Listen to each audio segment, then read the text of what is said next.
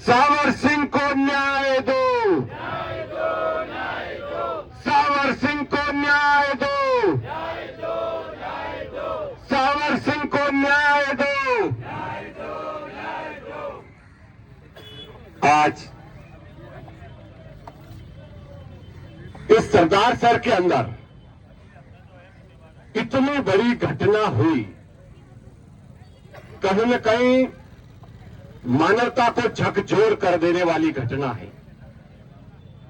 आप सभी के अंदर पीड़ा है, इसीलिए आप इस न्याय की लड़ाई में यहां पर सभी उपस्थित हुए हैं। मैं धन्यवाद देना चाहूंगा राजेंद्र सिंह जी राजपुरोहित को, जो कल से आपके साथ डटे हुए हैं। आखिर इतनी बड़ी घटना को अंजाम देने के बावजूद भी ये सरकार और प्रशासन अगर नींद में सोया रहता है तो हमें उन्हें जगाना आता है। मैं आपको बताना चाहूंगा कि आज दूसरा दिन है जो सरदार सर के राजकीय चिकित्सालय के अंदर सावर सिंह राजपुरोहित का शव रखा गया है। आज उस परिवार के साथ क्या बीत रही होगी, सावर सिंह के माता जी के साथ क्या बीत रही होगी, उनकी पत्नी के साथ क्या बीत रही होगी।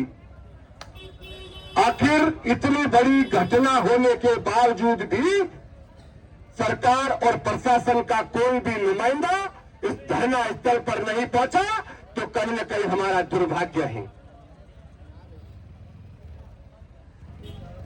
प्रशासन ने कल से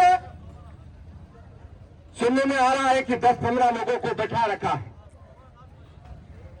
मैं सरकार और प्रशासन से कहूंगा कि दोषी बचना नहीं चाहिए और निर्दोष फंसना नहीं चाहिए। हम नहीं चाहते कि कोई निर्दोष व्यक्ति फंसे, और जो दोषी है, जिन लोगों ने ये घटना को अंजाम दिया है और जो जो लोग शामिल हैं, उन लोगों को जेल की सलाखों में डालना चाहिए। यहां पर मांग मात्र इतनी है कि एक तो अपराधियों की गिरफ्तारी हो, दूसरी मांग यह है कि सावर सिंह राजपुरोहित के 3 महीने का छोटा सा मासूम बच्चा है।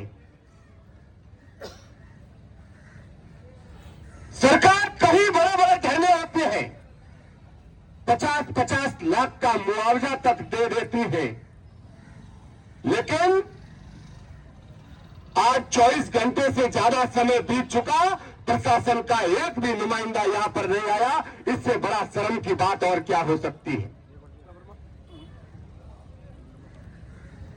मैं प्रशासन को कहना चाहूंगा और सरकार को कहना चाहूंगा कि समय रहते जो भी दोषी है उनको गिरफ्तार करे, ये जुमलेबाजी वाला खेल ना खेले। और जो मुआवजा है, यहां की मांग राजेंद्र सिंह जी आपको बताएंगे कि कितना मुआवजा हम मांग रहे हैं,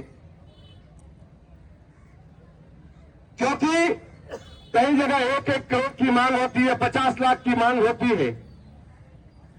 प्रशासन आए यहां पर और अपना प्रस्ताव रखे, क्योंकि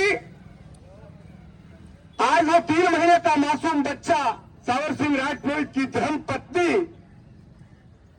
जिसके परिवार में इकलौता वो व्यक्ति था जिससे उनका घर चलता था, आज वो व्यक्ति उनके बीच में नहीं है, तो उस बच्चे का लालन पोषण कैसे होगा, सावर सिंह की पत्नी का लालन पोषण कैसे होगा। मैं आपसे कहना चाहूंगा, आप मजबूती के साथ, ये प्रशासन हमारा तोड़ देख रहा है कि कितने मजबूत रहते हैं। बहुत सारे लोग ऐसे भी आएंगे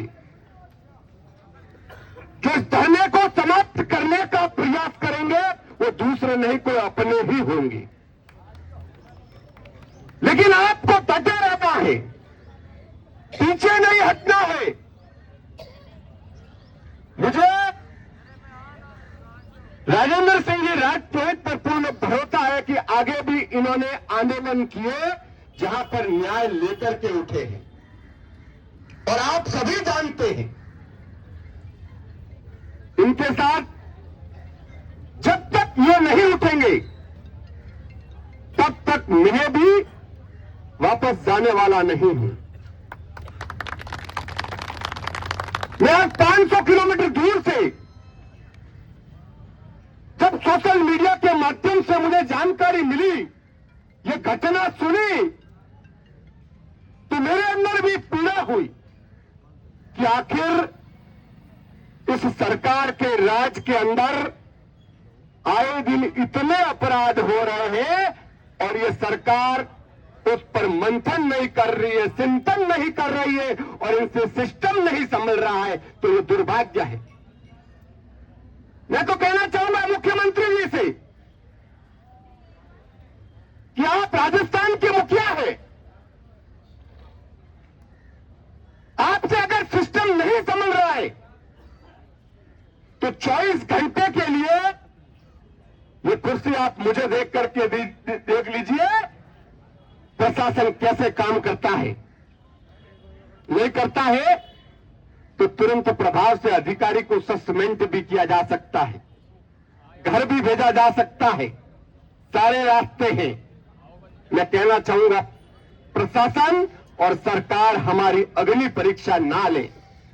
ये लोग इतने आए हुए हैं, इनके अंदर पीड़ा है और इस पीड़ा को समझते हुए अगर सरकार और प्रशासन गलत फहमी में जी रही है तो फिर कान खोल करके सुन ले कि जब तक इस मांगों पर सहमति प्रदान नहीं होगी तब तक हम नहीं हटेंगे। क्या आप लोग साथ हैं? संघर्ष करना पड़ेगा। और कहना चाहूंगा आज तो ये इतने लोग हैं क्योंकि सीबीसीआईडी वाले लोग भी यहां पर, आईबी के लोग भी यहां पर हैं, प्रशासनिक अधिकारी भी हैं, सरकार तक हमारी बात जा रही है, एक एक सेकंड की बात जा रही है। वहां से वो पता कर रहे हैं कि धरने पर कितने लोग हैं। अब वो हमारे ही अपनों को भी यहां पर भेजेंगे धरना समाप्त करने के लिए, लेकिन आपको मजबूती से डटे रहना है, पीछे नहीं हटना है। अगर आप पीछे नहीं हटे और मजबूती के साथ यहां पर बैठे रहे तो सरकार तो क्या, सरकार की बात भी आपको न्याय देकर रहेगी, इसमें कोई दो राय नहीं। इसलिए मात्र मांग दो ही है, जो आरोपी है वो गिरफ्तार हो, और दूसरी मांग है कि जो पीड़ित परिवार है वो बहुत गरीब परिवार है, उनको आर्थिक पैकेज दिया जाए। आकर के बात तो करे, अपना प्रस्ताव तो रखे, सरकार तक बात पहुंचाए। अन्यथा कोई भी अधिकारी यहां पर आकर के किसी को अगर धमकाने का प्रयास करेगा तो फिर उनको भी घर जाते हुए देरी नहीं लगेगी। ये कान खोल करके सुन लेना। जोर से नारा लगाएंगे कि सावर सिंह को न्याय दो, न्याय दो, न्याय दो, सावर सिंह को न्याय दो, न्याय दो, न्याय दो, सावर सिंह को न्याय दो, न्याय दो, न्याय दो। एक बात मैं और कहना चाहूंगा, मीडिया के माध्यम से कुछ लोग अगर ये बातें बना दे कि ये किसी पार्टी का धरना है, कोई अफवाह फैला दे, तो मैं आपको कहना चाहूंगा ये किसी पार्टी का धरना नहीं है, ये केवल सावर सिंह राजपूत को न्याय दिलाने का धरना है। सभी लोग यहां पर आ सकते हैं और अपनी बात रख सकते हैं। ये लड़ाई है तो न्याय की लड़ाई है, ये कोई राजनीतिक पार्टी का मंच नहीं है या फिर धरना नहीं। इसीलिए बहुत सारे लोग फोन करके भी धरने में आने से रोकने का प्रयास करेंगे। आपको मजबूती के साथ डटे रहना है और इस परिवार के साथ कंधे से कंधा मिला करके खड़े रहना है। न्याय तो देना पड़ेगा और न्याय लेकर ही उठेंगे, उसमें कोई राय नहीं है।